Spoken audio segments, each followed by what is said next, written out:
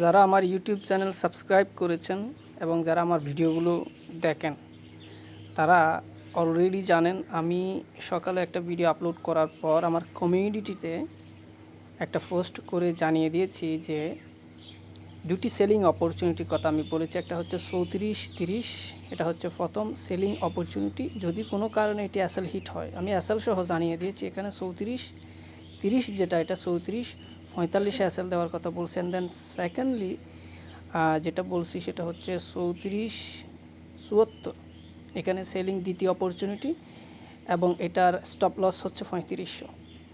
So already এটা আমার কমিউনিটিতে পোস্ট করে দিয়েছি ইউটিউব চ্যানেলের মধ্যে, আপনারা দেখেছেন। যদি আপনারা দেখে থাকেন তাহলে এখান থেকে ভালো একটা প্রফিট আপনারা নিতে পারছেন। সো আগামীতে আমার ভিডিওগুলো আপনারা যাতে টাইম টু টাইম পেয়ে যান তার জন্য আমার চ্যানেলটি সাবস্ক্রাইব করে রাখতে পারেন।